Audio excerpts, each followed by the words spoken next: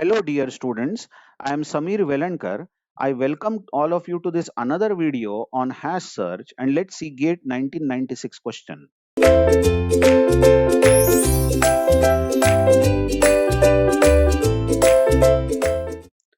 question is, what is the advantage of chained hash table? That means we are using chaining method, which is also called as external hashing, over open addressing scheme.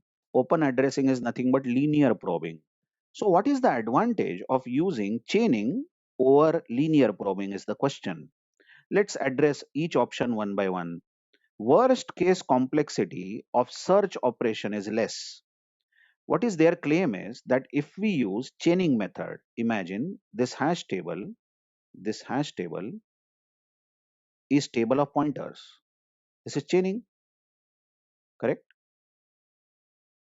Then they are saying that if you use chaining method, then search operation will be faster, isn't it? Because the complexity, worst case complexity of search operation is less.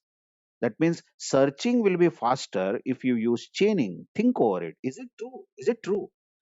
Well, you might be driven to say that this is true, but actually it is not always true. Just imagine a very funny situation, but realistic. Suppose the keys that we are given to map is 55, 65, 75, 85, and all the keys end with 5. All the keys, see the last digit of all the keys, end with 5.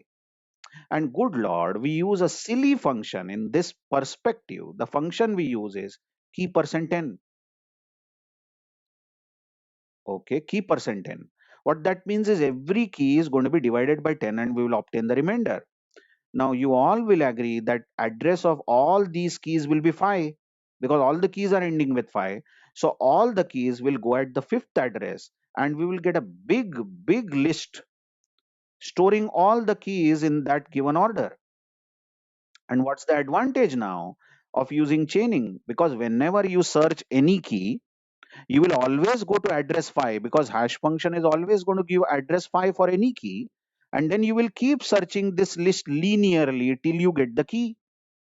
So you have absolutely not got any advantage of using chaining over linear probing. Notice if you would have used linear probing, you would get the same situation. Suppose in the linear probing, you have the hash table and you know all the elements are getting mapped to address 5. So 55 will go at address 5, but 65 will collide. It is also ending with 5. But then we will take the next address, isn't it? You are using linear probing. And then even 75 will collide. So we will take the next address and we will store 77 at the next address. You are going to get a cluster. And now when you are searching any key, you will always start searching from 5. Come on, because hash function is always going to give us the address 5, and from 5 onwards we'll keep searching the key linearly. So as such, most of the times I agree that worst case complexity when you use chaining is less. Chaining is always better as far as speed of searching is concerned, but it's not always true, isn't it? So you can't say option A is correct.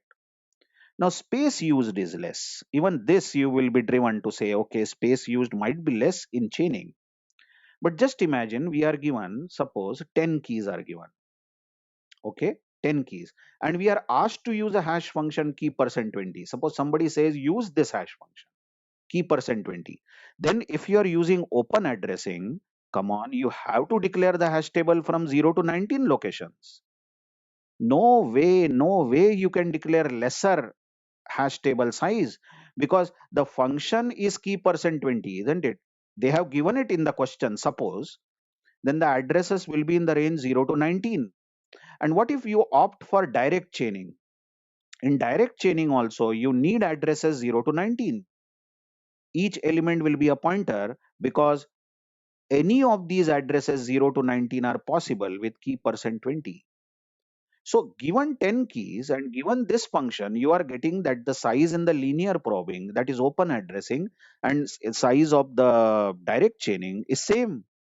So you can't say that space used is less, isn't it? The another argument over this is that anyway, whatever is the case, we are in the linear probing we are storing the keys internally, isn't it? Internally, But in the direct chaining, we are storing the keys externally in the form of linked list. But we are storing the keys, come on, isn't it? And these nodes that we are storing will take some memory. So it is very unfair to say that chaining will use lesser memory or lesser space than linear probing. So option B is also out of question.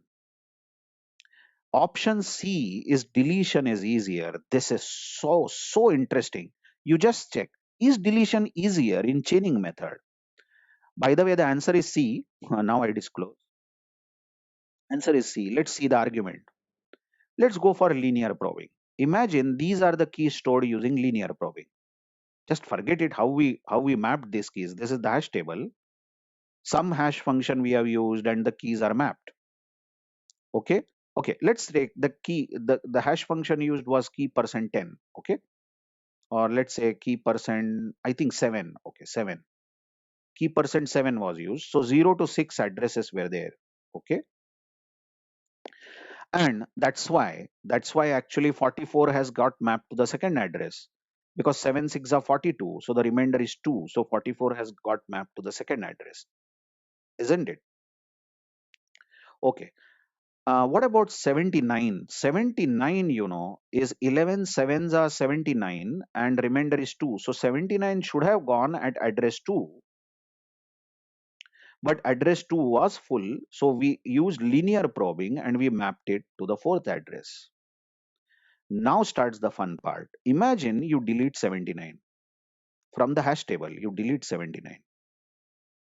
Okay? Just imagine you delete this 79.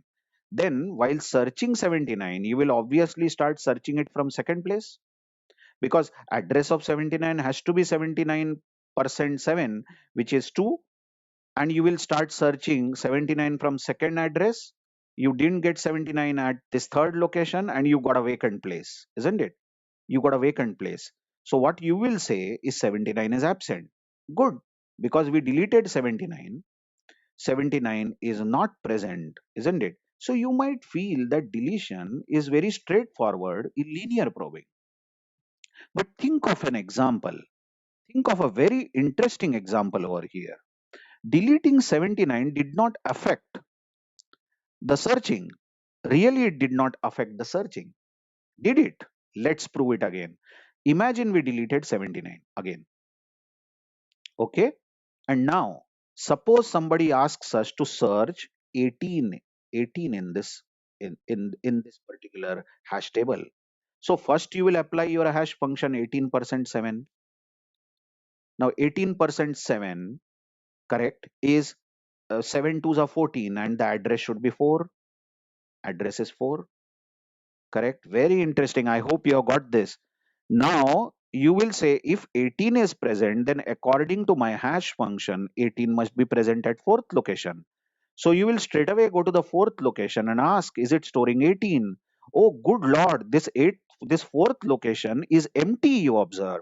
And as soon as you get empty location, you will say 18 is absent. But come on, 18 is present. Last time 18 was not stored at fourth location because 79 was occupying that place, and you use linear probing. And so carelessly, you deleted 79, and now it is going to affect the search of other keys in depth, isn't it? This is so interesting.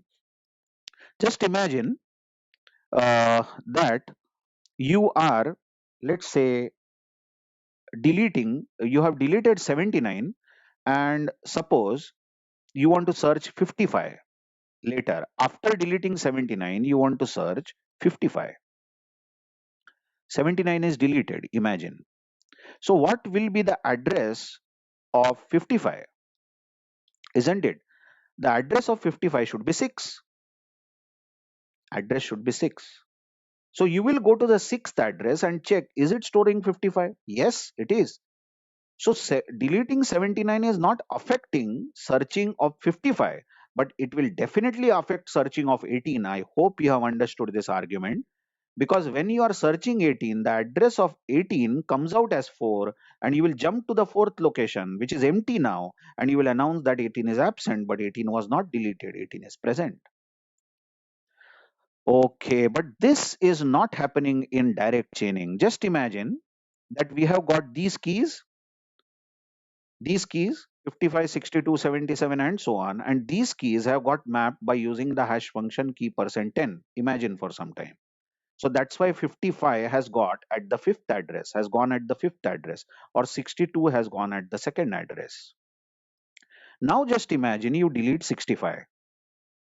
If you delete 65, then you will obviously adjust the linked list and say 55's next pointer will point to 85. And now deleting 65 is not going to affect searching of any other key. For example, if you next time search 77, then 77 is mapped to seventh address and you will get 77. I mean, you are not affecting search of any other key after deleting 65.